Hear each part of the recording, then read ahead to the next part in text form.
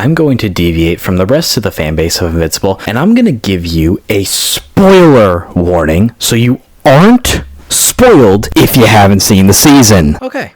Now that that's out of my system, let's talk about Invincible Season 3. This season was such an experience of hype, disappointment, anxiety, action, terrible animation. It feels nice to have a superhero show to enjoy and look forward to every year, since the other options we have gotten are not great. And this show is an epic story with characters that rival mainstream superheroes. Not only that, but the show is really engaging because every season doesn't overstay its welcome. The show is engaging, short, epic, and really makes the characters feel like people. And that's why this show is so engaging. The characters are just that good, and the voice acting also carries this aspect of the show hard. Every voice actor puts their all into the role they're given, and whenever the animation can't display the emotion, the voice actor does it for you. It almost feels like the budget is going into this specific area of the show. But seriously, Glenn does an awesome job, and he fits so well into the voice of Mark that I can't imagine any other voice actor put in his shoes. Every time I read a comic panel with him in it, I just hear Glenn's voice. Same goes for all the other characters like Rex, Adam Eve,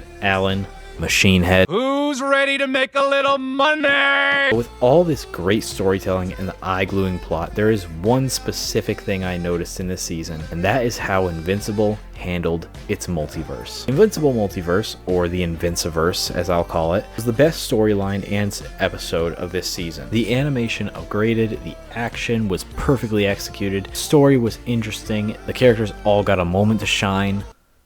Except Immortal. Rex's sacrifice was one of the most emotional scenes in the show, and his character arc across these past 3 seasons was very cool. His transition from the biggest loser of the show into a genuine chill guy was very nice to see, even though Eve was crying a little too hard at his funeral, I gotta say. Another character who shined a lot in the last 2 episodes, especially, was Oliver. I didn't expect to like him as much as I did this season, but he was actually one of the more interesting parts of the season. Although the final battle of this war was sort of lackluster, the entire rest of the episode made me forgive the climax of it. Even though the true climax was Conquest showing up. Again, the ending to this story wasn't bad, but Angstrom using ball robots to fight Mark was kind of dumb when you remember that Mark lifted this at the start of the season. But you saw the title, you know what I'm here to actually talk about. I'm not here to talk about the season, I'm here to talk about how the Invinciverse was the best executed multiverse in any modern movie series today. In order to compare the other multiverses to this one, we need to look at our options and look at what made the Invinciverse different. Also, when I say multiverse, I'm counting the points where separate timelines intersect with different characters or planets that vary from their own, because it's basically the same concept as the multiverse. So let's start with the one that made the genre popular, the MCU. The MCU has the most popular multiverse because of how massive it is. The MCU after Endgame had the biggest downfall in cinema history, next to Star Wars and Disney.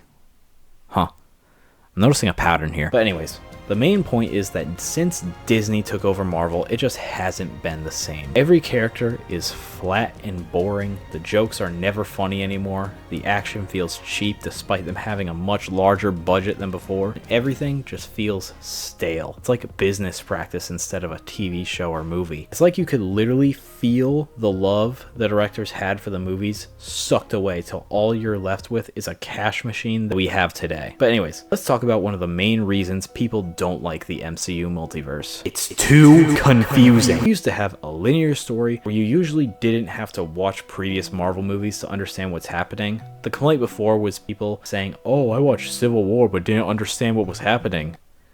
Yeah, because it's Captain America 3.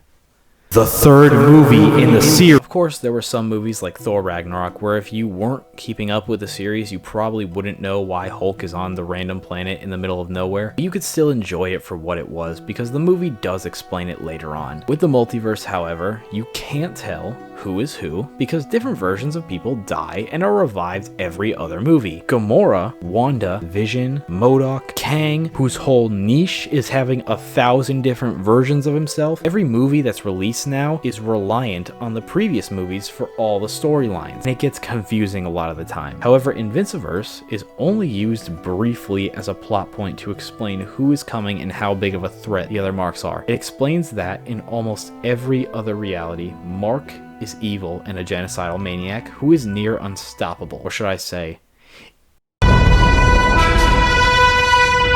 it is never used to bring people back from the dead, undo major losses or events, or reset timelines so that every event in the show that has consequences is undone. It uses the Invinciverse as a tool to reveal more obstacles for Mark to overcome. Also, it doesn't reset personalities so we can have the same character arcs over and over again like with Gamora in Guardians 3. I still like Guardians 3 though. It's still a good movie. I'm just saying this was kind of lazy. The show uses the Invinciverse as a tool to reveal more obstacles for Mark to overcome. That also is a problem with having other universes in a show that many shows have made the mistake of capitalizing on. Oh, a character everyone loved died? Throw a variant of them and the audience can have their beloved character back. Oh, our series is losing viewers? Throw in an old actor everyone loved, but make him a villain from another universe. Whenever a show or movie does this, any consequence of past events becomes completely disregarded and worthless now because no matter what happens, all damage a villain does can be reversed by the multiverse. It means that any tragedy or emotional moment that any character goes through can be undone by the multiverse and no harm can come from it. All tension is removed from the show or movie. All significant moments become irrelevant because it can all be boiled down to,